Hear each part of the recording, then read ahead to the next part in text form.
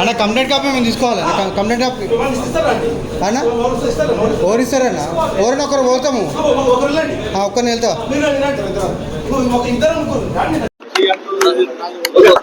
జై శ్రీరామ్.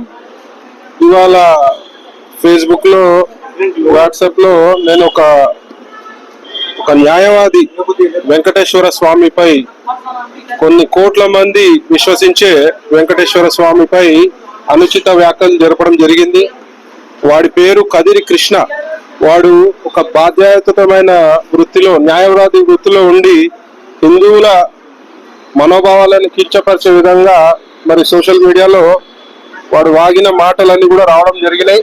మరి దానికి ధర్మరక్ష సంస్థ ద్వారా మరియు నేను ఒక రాష్ట్ర బీజేపీ నాయకుడిని, మరి చాలా మనస్తాపానికి గురైన వాడు మాట్లాడిన తీరు దేశంలోని కోట్ల హిందువుల మనోభావాలను ఎక్కించపరిచే విధంగా ఉండడం జరిగింది. కాబట్టి నేను ఇలా జూబ్లీహిల్స్ పోలీస్ స్టేషన్ లోకి వచ్చి మరి కంప్లైంట్ ఇవ్వడం జరిగింది.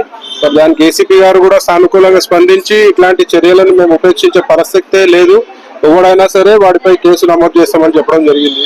మరి వాళ్ళ నేను కంప్లైంట్ కాపీ ఇవ్వడం జరిగింది. దీనిపై కమిషనర్ గారు కానీ, ఏసీపీ గారు కానీ తక్షణంగా వాడిని అరెస్ట్ చేసి మా మనోభావాలను కించబెరిచిన వ్యక్తికి గట్టిగా బుద్ధి చెప్పాల్సిన బాధ్యత ఈ రాష్ట్ర ప్రభుత్వంపై, పోలీస్ శాఖపై ఉంది. మరి మేము పిలుపునిస్తే మరి వాడి కాళ్ళు చేతులు లేకుండా అవుతాడు, మరి ప్రజలలో తిరిగే పరిస్థితి ఉండదు. అయినా కూడా మేము చట్టబద్ధంగా పోవాలని ఒక నిర్ణయానికి వచ్చి ఇవాళ నేను కంప్లైంట్ ఇవ్వడం జరిగింది. మరి వాడు మనిషా మరి పంది కుట్టిండా గాడిద కుట్టిండా అయితే నాకు అర్థమైతే లేదు. వేరే వాళ్ళ మనోభావాల కించపరిచే హక్కు ఎవరికి కూడా లేదు. వాడు ఇలాగే ప్రవర్తిస్తే రోడ్డు మీద తిరుగుతూ మరి మా ధర్మరక్ష కార్యకర్తలు మరి తిరుగుతుంటారు. మరి మీపై భౌతిక దాడులు జరగవని గ్యారంటీ కూడా ఉండదు.